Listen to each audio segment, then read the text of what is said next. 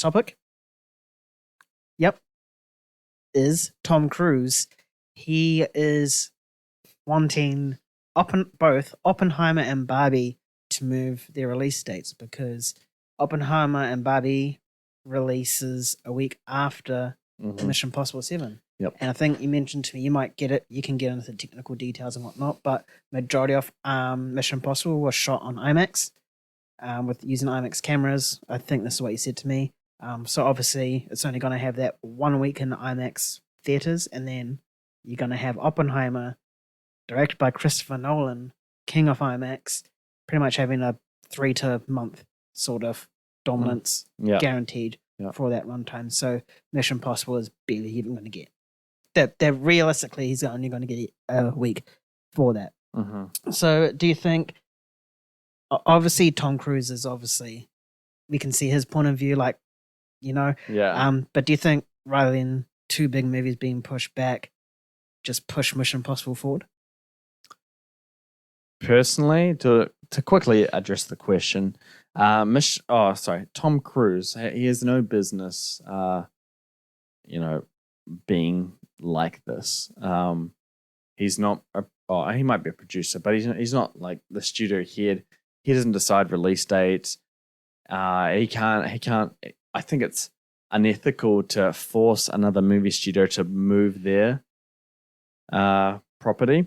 Two movie studios, Warner Brothers and who's Universal's Oppenheimer. Universal. And Mission Impossible is Paramount. Yeah, so forcing that I think is just wrong, and Tom Cruise has no place. But you are right. We get the point of view. We understand it. He's obviously very passionate about making movies, about releasing movies. And, we know that Mission Impossible, it's in its final 2 movies of all time. We know he's giving it his all, and we know he's at the age where he may not be able to give us much. And I think when he stops making or doing stunts the way he does on Mission Impossible, I think we're going to feel that. We're going to feel the lack of, real, practical action movies. So I do get it. But yeah, like you said, Nolan, he's the pioneer of IMAX, and what he has done, it was logged in that, Oppenheimer was scheduled for this time, has 3 weeks exclusive time in IMAX. So I get it. And then Dead Reckoning Part 1 was moved all around the place with COVID and whatnot. So they should have seen this coming a mile away. I don't know why it's an issue now. But taking away premium screens, because Barbie and Oppenheimer are going to be eating at each other all weekend. The premium screens, they add not a lot, but they add a significant margin to the box office. And Oppenheimer is not going to have exclusive premium screens throughout its run. It's going to have Barbie there. Mission Impossible may interfere. We have to see how this goes, but Mission Impossible is really, realistically, only going to have 1 week of premium screens, and then it's just done. Yep. No IMAX, and I am sad about this.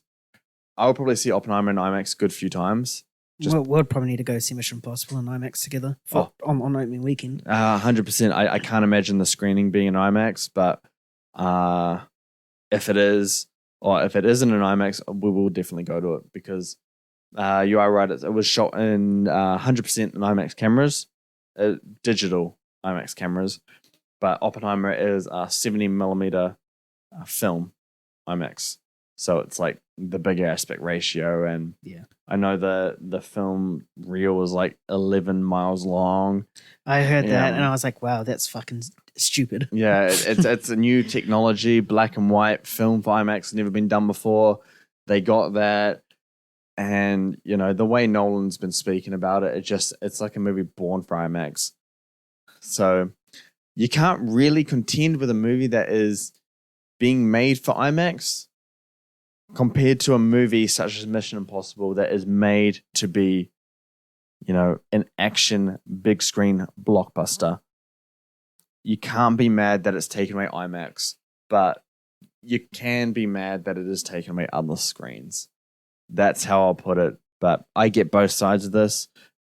Nothing's changing.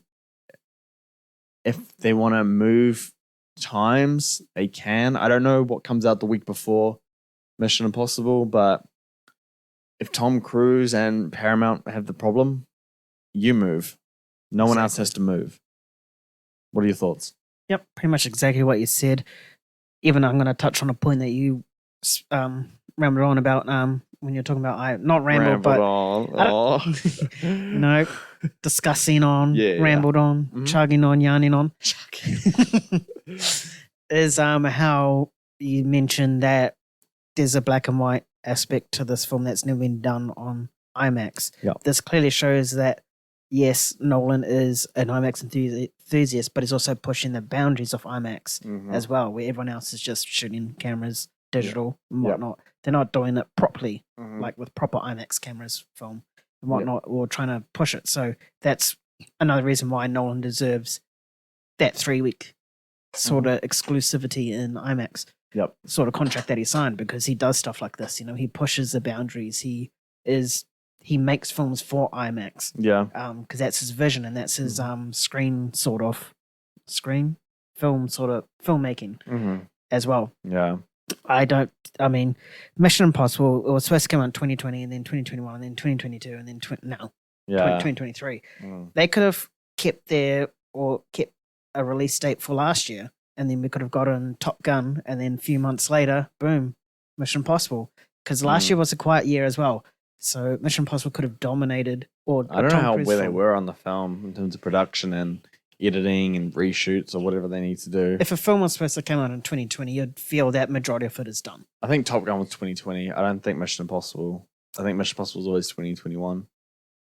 I saw you had on like your top 10 for 2020. Well, I remember they were filming during the COVID pandemic. I don't know why they would slate it before that. Okay, yeah, maybe 2021 then. Maybe they pushed it back for other reasons beside the pandemic. But yeah, I feel like they've had plenty of time to release this. They probably just didn't want to saturate the market with Tom Cruise. That's my only guess. Maybe. And now they've released it during a dense summer period. I think he's obviously concerned about box office and making money. It's going to beat both Barbie and Oppenheimer, regardless of the premium screens.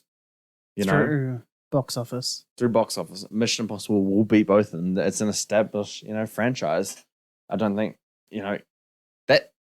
that weekend when Barbie and Oppenheimer release, they're going to be around the 40, 50, 60 mark, and Mission Impossible will be coming off around 100 million, 80 to 100 million weekend. It's going to be a very stacked weekend regardless. I'd love to see how it does, but yeah, I think Tom Cruise, I think he's a little bit out of place here.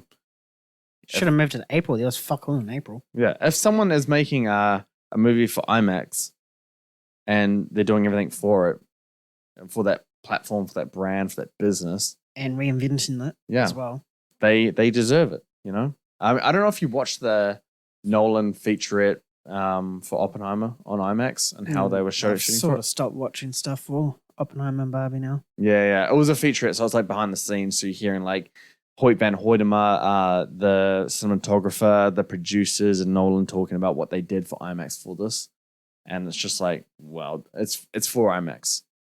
I think you can't watch Oppenheimer in any other platform or format, in my opinion. Obviously, some people don't have IMAX. Christopher Nolan literally blew up a bomb for this film. Yeah, not an atomic bomb, but a bomb. Well, yeah, it's gonna be very But Mission Impossible. We saw Fallout, and we know what they can do on IMAX. Yeah. You should probably start rewatching the Mission Impossibles from tomorrow. Me? Me, sorry. I'm watching Transformers at the moment. Transformers. You're getting hyped for your boy. Your boy.